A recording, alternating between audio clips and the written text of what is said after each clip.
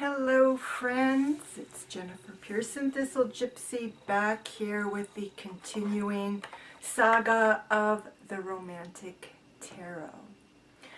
Okay, so this is a review of this deck that I'm doing actually in 5 parts because I'm covering every card. So this is going to be the 4th. I did Cups, Wands, Pentacles are finished, and so now we are at the Swords. And as I explained in the previous videos, this deck departs pretty radically from the regular Rider-Waite meanings, and even though it's called the Romantic Tarot, it's not super romantic. But there is a departure from that with the Swords, and again, the Swords are just like the Cups are a radical departure from the notion of the Cups in the Rider-Waite, editions and stuff of the tarot, the various offshoots, kind of the standard definitions. The Cups were about indulgence. Now the Swords, for the most part, are about honor. So they actually fit the notion of romantic. And so you almost see some, I can think of one card in particular, is practically a reversal of what we would expect. It's almost like a sword cup reversal. And so in the notion of romance, this is a Lo Scarabeo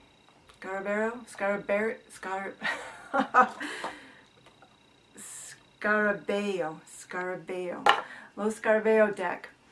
And so it's European in nature, and you can tell that. So this is a European, and it's from another period. Okay, so it's really taking a different. It's a non-modern and non-American look at. I won't even say, even maybe I'll go so far as to say non-colony, non-European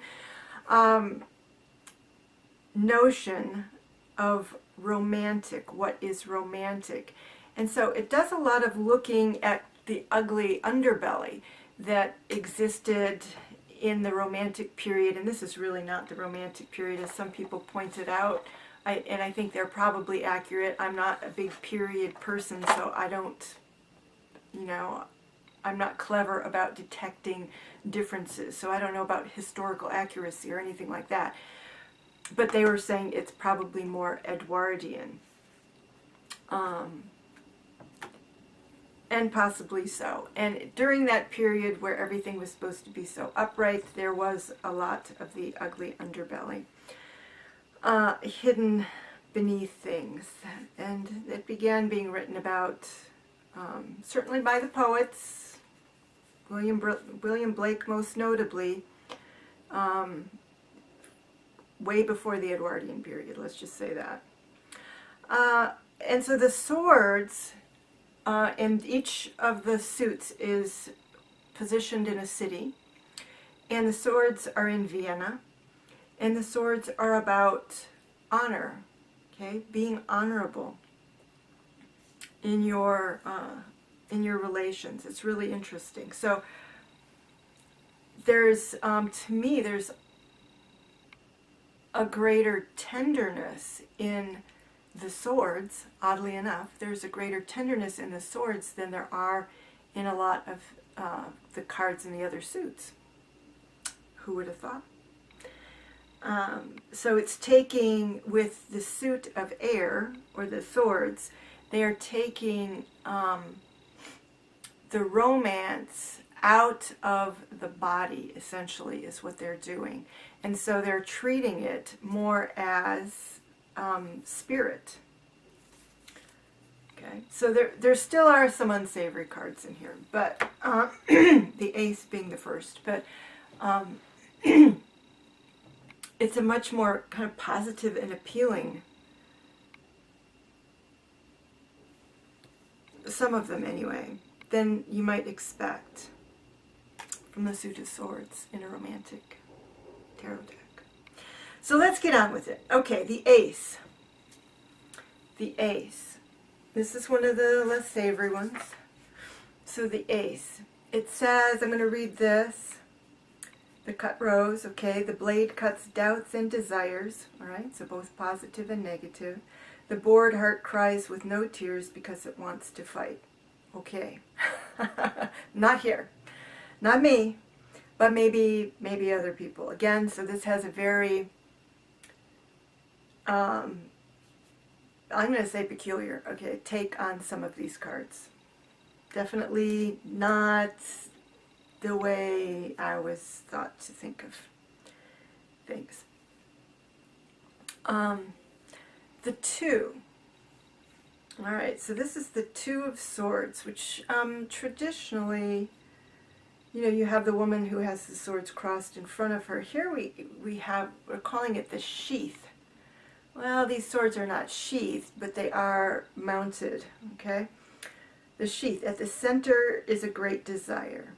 Courage is needed to tear away the veil and show yourself nude to the passion that advances. Interesting. And what I like about their description, because sometimes their description just has no bearing on the images of the cards. And here it does. We do have that scarf, veil, however you want to think of it, right there. I guess I'm listing. I sometimes do that here.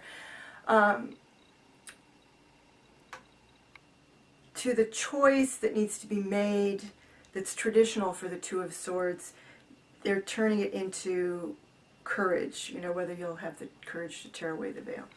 So, a worthy card, that makes sense. The Three gets actually bloody.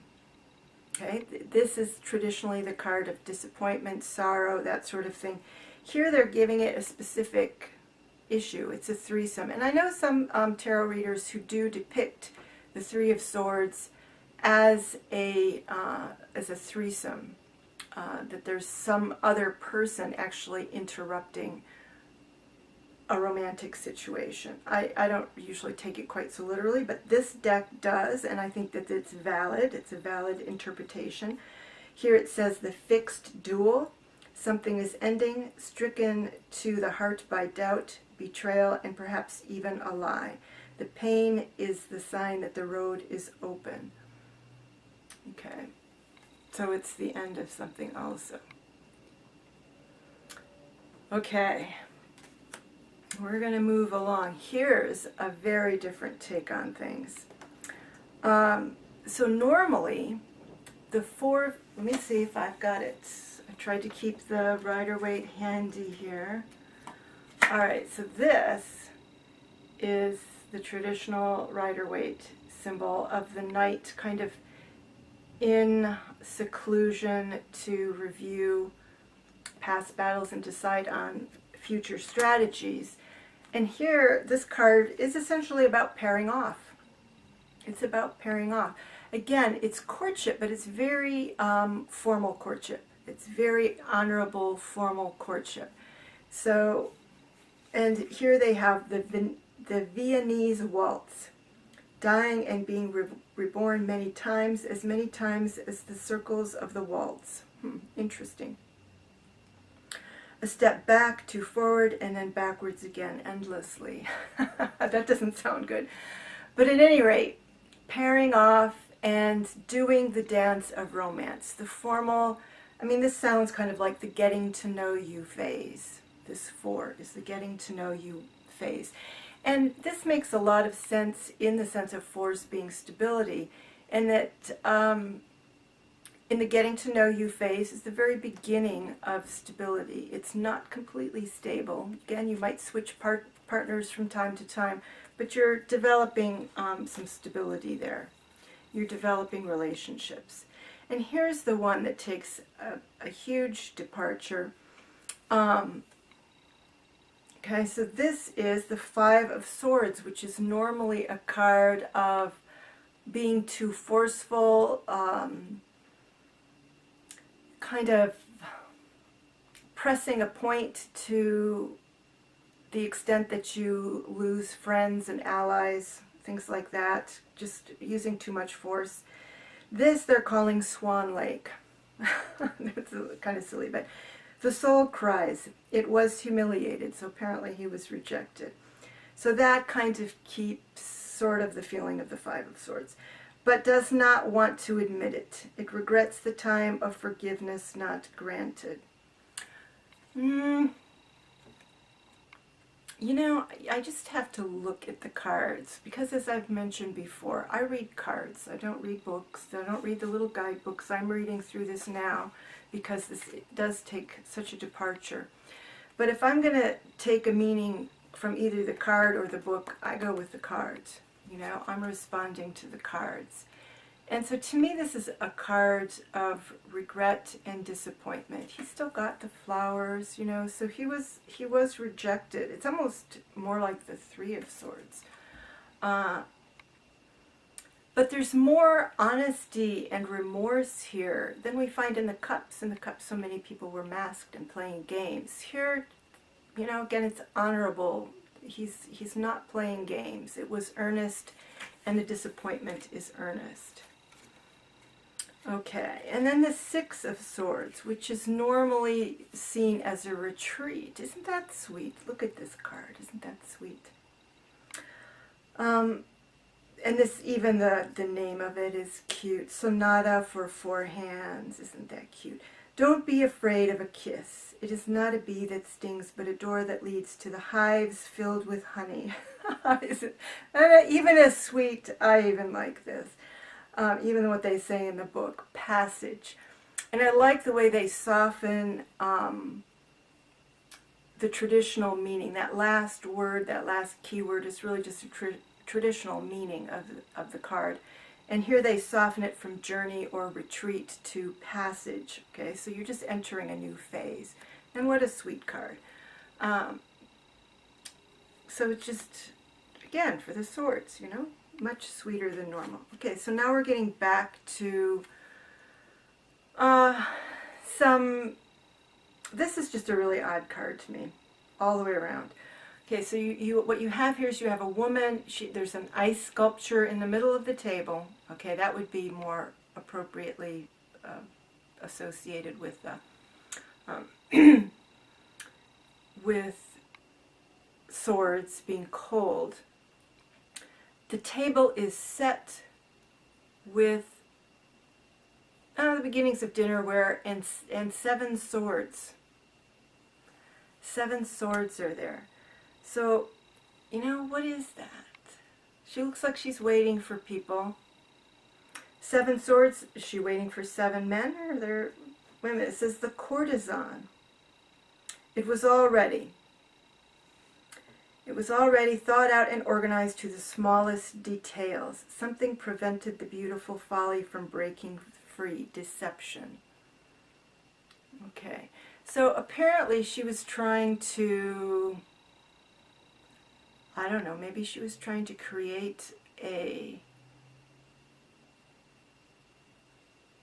don't know, create a confrontation.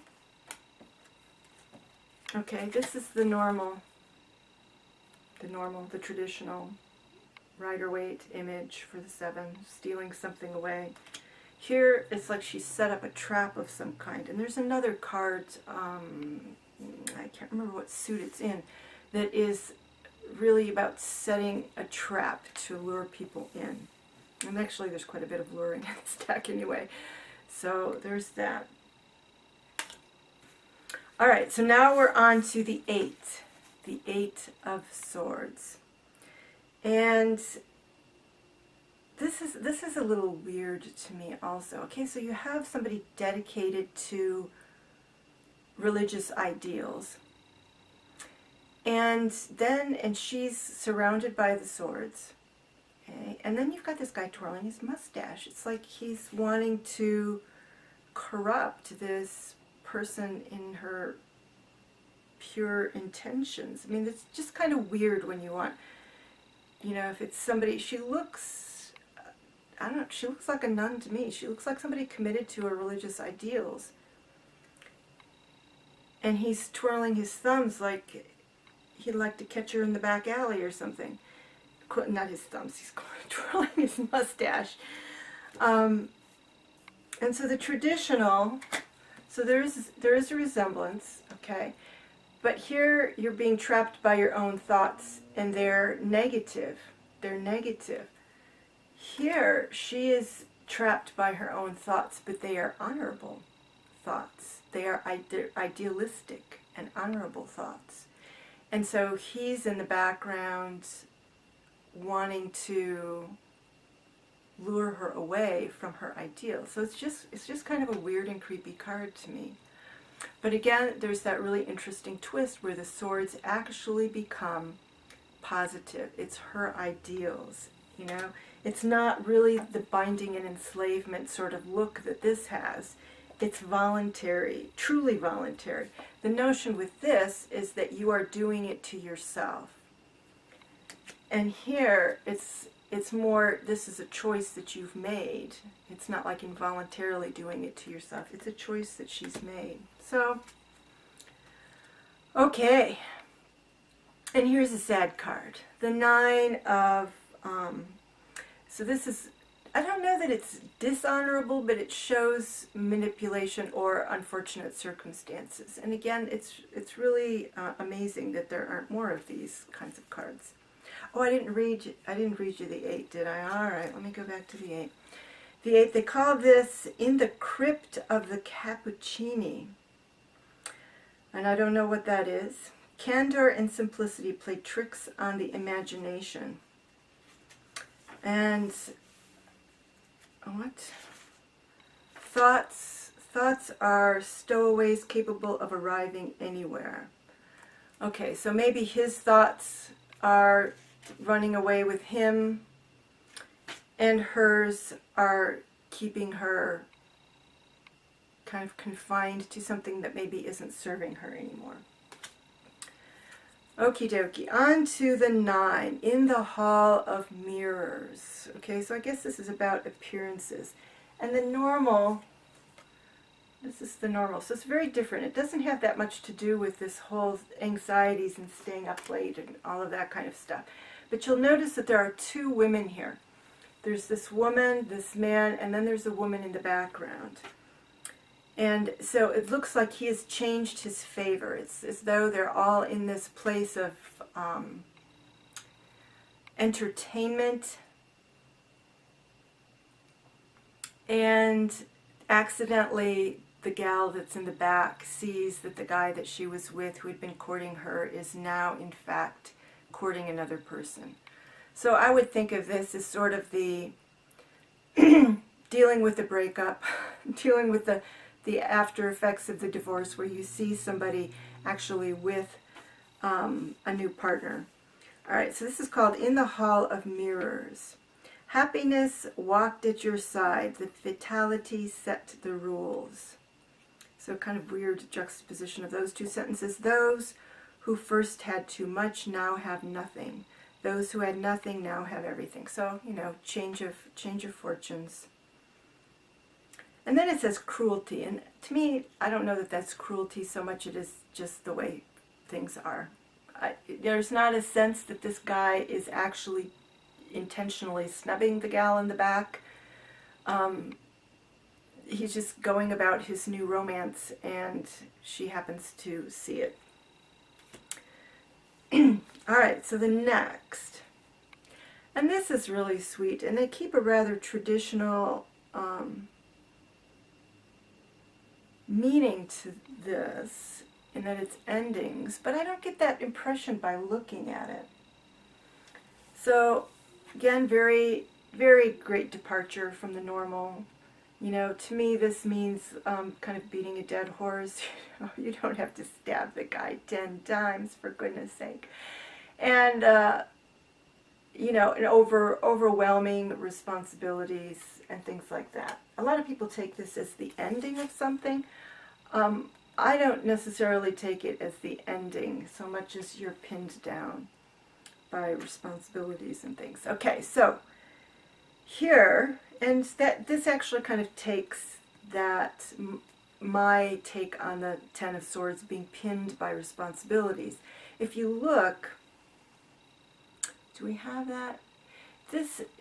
These are all, as the men appear, well, I guess not all of them, but quite a number of them, and certainly this gentleman, well, maybe not.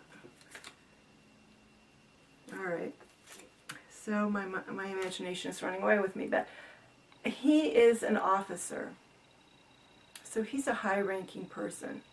And we have the 10 swords here, you know, so he's a person of a lot of responsibility.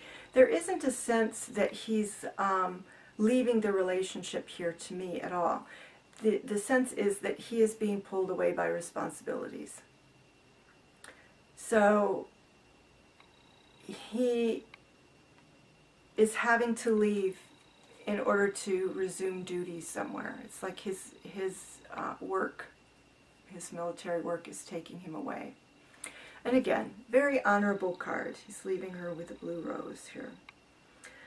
And so how do we read this? It says goodbye. It is time for goodbyes, dispelling pain, joys, envy, and betrayal forever. That seems a bit dramatic. So again, they're taking it as some kind of final end. Maybe it is, maybe it isn't. The spirit leaves, abandoning the 5 senses between the sheets. Okay, I don't know. To me, it looks rather tender. I would say his spirit is not leaving, but his body most certainly is, and he needs to resume some responsibilities elsewhere. And again, this is me. I don't care what the guidebook says. I'm going to read the image. That's what the image says to me. All right, so now we're on to the court cards. First one is the Knave, as they call the pages here. And I think this is the youngest looking page of the bunch. And again, probably, the most appealing, honorable looking, romantic looking one of them. So the Page of Cups is a little bit, he's on the goofy end though.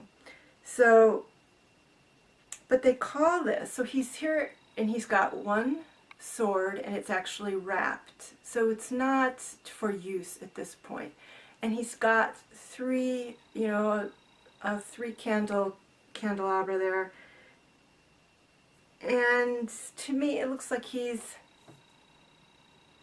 looking, he's investigating. So he's got light. It's like he's thinking, there's light there. So there's this kind of, there's the association with the lamps of wisdom. So here we have the slave of love. This person does not look like a slave of love to me. The slave of love. What a surprise when the destiny cannot dampen the light of love. All right, so maybe that means that he was called away to duty and now is returning and the light of love is still there.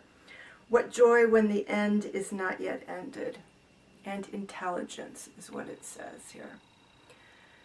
So apparently he's returning perhaps from an initial round of duty and is finding that everything is still wonderful and lovely.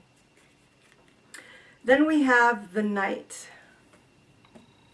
All right, and we have to compare these two. It's too funny. All right, so we have the Knight of Swords.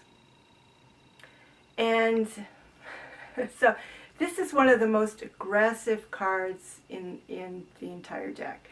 And you've got this horse looking distressed, and this guy is supposed to be ruthless. He's supposed to be ruthless. Ruthlessly pursuing whatever his goal is, regardless of what it is. And this guy looks strictly bombastic. He looks just like he's showing off. That's all, to me, that's all there is to this card. Showing off. And so he's got this lady's fan. So he is being a little too aggressive. I don't know too many women who would be excited by that, but who knows? And he's not even mounted. So to me, there's an implication there that maybe the horse is just for show. He's not, I don't know. Again, bombastic is what comes to mind. Somebody who's kind of full of hot air. Here it says, the champion and his reward. Just a little more love and the dark shadows will be dispelled. You need strength and ability to embrace the north wind. The north wind? Who thinks of their love as the north wind?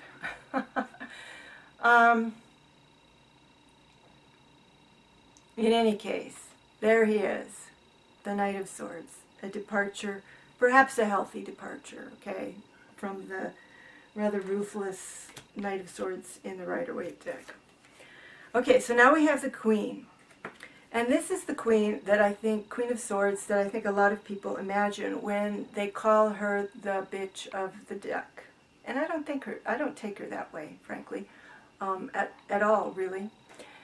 But here, that seems to be how she's being depicted. And there is something about this I do like that does suit my image of the Queen of Swords. And that is that you have to prove yourself to her. So, to me, and this would have been very appropriate for this deck, but apparently this didn't occur to this person, or it doesn't suit their notion of this card. To me, there's she has a beckoning hand. Where is she? She has a beckoning hand, as though she's inviting someone forward for judgment, and I usually think of it in terms of like a knight. She's judging whether or not you are worthy of knighthood. So she's not a funny character. She's not a particularly romantic character. And so one of the things that I like about this, I don't like the expression on her face, but I kind of do like the fact that there's a sword in front of her. And I don't like the slouchiness of it, but there's this sword in front of her and there's the swords behind her. And there is this, I dare you, I dare you to come forward. This is a formidable person. Not necessarily a bitch, but a formidable person.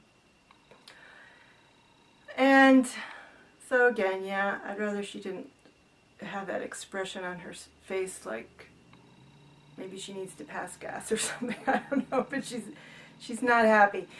And that to me, she should be kind of a little bit more even-tempered. And then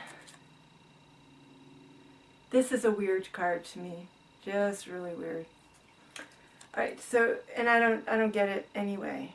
Any way you look at it, I don't really get it. But so this is the King of Swords. Oh, I'm sorry. I didn't read you the Queen. Let me read you the Queen. All right. Their story on the Queen. On the throne of swords, wicked and cruel is the flame that encircles and swallows up the other flame. Apparently that's what she's doing. In any case, pay attention. Envy is hidden in the grass. So is that an envious expression on her face? Well, that's not how I would take it. All right, so here's our King of Swords, and his sword is broken. What's with that? What is with that? Broken on his shield. There's a shield here, so the implication is he broke it on his shield, and the shield, it looks like it's resting on like the train of a wedding gown or something. Certainly feminine fabric of some kind. All right. Broke his sword on a shield associated with a woman. And so there's an implication of impotence there.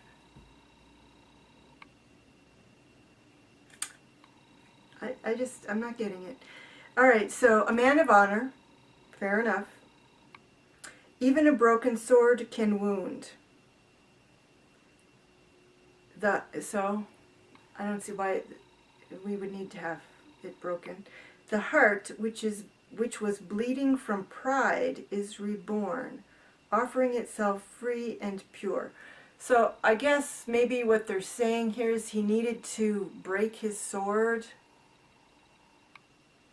in order to put aside his pride and admit that he has feelings. Okay, maybe I could get that. I could see that applying to some men as well.